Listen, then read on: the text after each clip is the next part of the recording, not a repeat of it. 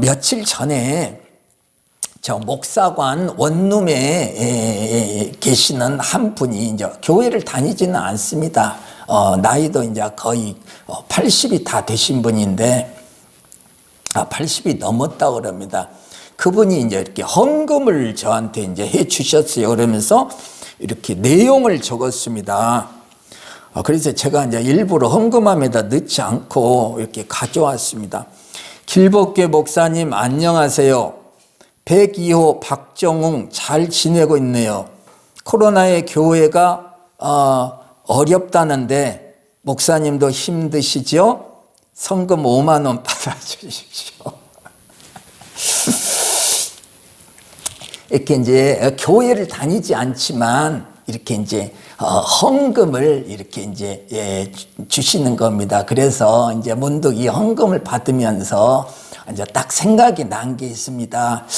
고 목사님이 어려움을 겪었는데, 우리 헌금을 좀 모아서 그분에게 좀 드려야 되겠다. 그 생각이 문득 그 순간 나는 겁니다. 그래서 이번 주에 이제 11조는 빼고 나머지 감사헌금은 모아서 우리 김영구 목사님 가정 위로금으로 이렇게 이제 전하겠습니다. 여러분들 헌금에 대해서 잠깐 말씀을 드리는데, 이제 헌금에 이제 여러 가지 내용이 있는데 큰 틀로 이제 11조가 있고 이제 감사 헌금이 있습니다. 이제 뭐 여러 종류가 있지만 우리 교회에서는 이제 딱 두 가지가 있는데,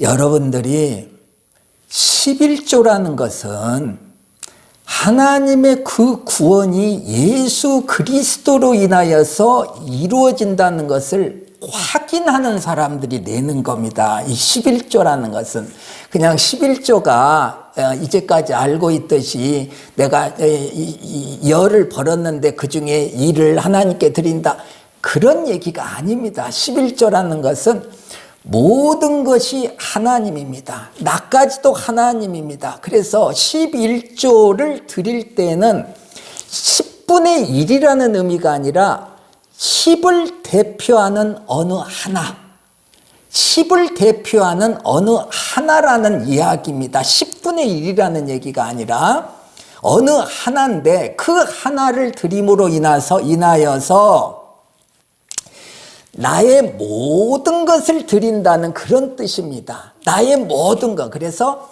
아벨과 아벨의 제물을 드린다고 하지 않습니까?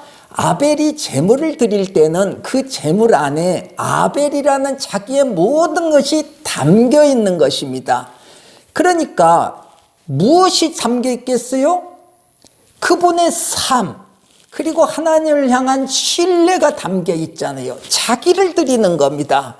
그래서 하나님이 받으시는 겁니다. 자, 오늘날 11조라는 것은 뭡니까? 모든 것을 대표하는 그 어떤 것을 예물로 지금 드리는 것입니다.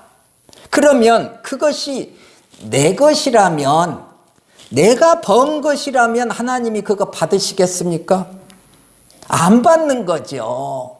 그럼 그 예물은 무엇을 표현하느냐? 나를 구원하신 하나님에 대해서 그 구원의 목적이 되시고 그 구원의 모든 것이 되시는, 그래서 이걸 드리면 하나님이 절대로 그걸 거절하지 않으시는 그 예물, 그 예물이 뭡니까? 예수 그리스도를 바치는 겁니다. 11조는 예수 그리스도를 바치는 겁니다. 그 예수 그리스도에 내가 덧입혀져 있는 겁니다. 내가 예수 그리스도 안에 담기는 겁니다. 그래서 예수 그리스도를 바칠 때에 하나님은 무조건 그 예물을 받으시는 겁니다. 그러니까 이 11조를 드릴 때에는 구원의 그 모든 내용들을 담아서 드려야 됩니다. 그런데 이제 우리 새로 오신 신복섭 형제님이나 이기현 형제님이 그 구원의 내용을 다 담아서 예수 그리스도를 바칠 수 있겠습니까? 11조를 드리면서 예수 그리스도를 바칠 수 있겠습니까? 지금 내용을 모르지 않습니까? 예수 그리스도를 어떻게 바칩니까? 아무것도 모르는데. 그래서 힘들지만 나는 11조를 드려야 되겠다. 아닙니다. 아직은 아니에요. 예수 그리스도를 바칠 수 있는 믿음이 있어야 이 11조가 드려지는 겁니다. 그래서 하나님이 이 예물을 받으시는 겁니다. 받지 않는 예물을 뭐로 드립니까? 그러지 않습니까? 체면상 드리는 거 아니지 않습니까? 예물이랑. 그래서 아직 11조를 드릴 믿음이 아직 안 자라 있는 겁니다.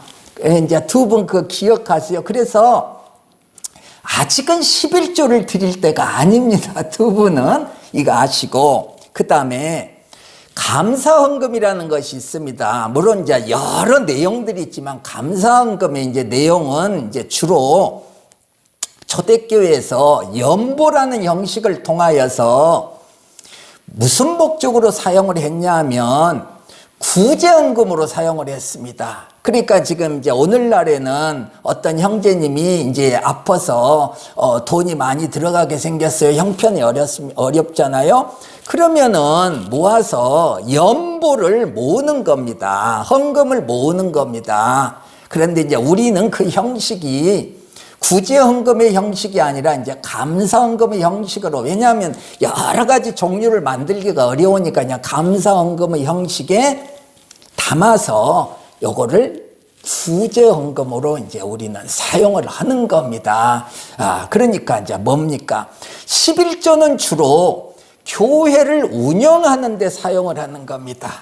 교회를 운영하는 데 사용을 하고, 그 다음에 이 감사헌금은 구제를 하는데 주로 사용을 해야 됩니다. 그런데 이제 우리 교회는 재정 형편이 어려우니까, 여보세요. 교회 운영하는데 제일 많이 돈이 들어가는 데가 어디겠습니까? 목사님 생활비입니다. 목사님. 그러니까 우리는 재정이 약해서 감사헌금까지도 사용해서 목사 사례비로 사용하는 경우가 많은데, 이건 이제 큰 틀에 있어서는 가능하면 감사헌금은 구제헌금으로 이제 사용이 돼야 됩니다. 근데 감사헌금은 감사의 마음이 있어야 돼요. 감사. 지금 이분은 교회에 나오지 않는 분입니다. 교회에 나오지 않는 분인데 감사의 마음이 있는 겁니다. 그래서 교회에다 바치는 겁니다. 그럼 하나님이 받으십니다.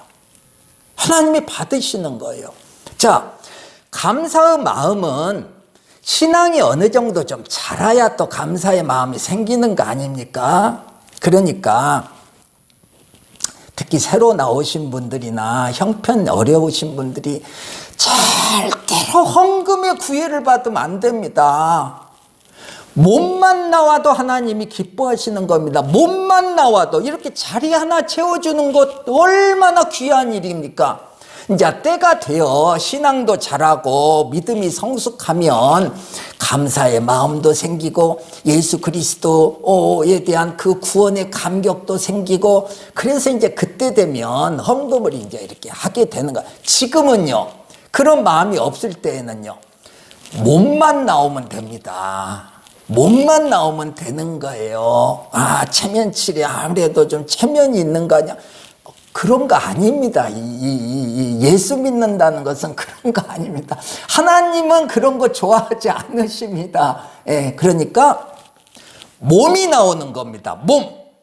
이것이 하나님을 향한 최고의 선물이 되는 겁니다. 몸이 나오시고, 그리고 이제 감사의 마음이 있을 때 감사 헌금을 이제 필요할 때 이제 하는 거죠. 이 헌금에 대한 내용을 잘 알고 계셔야 됩니다.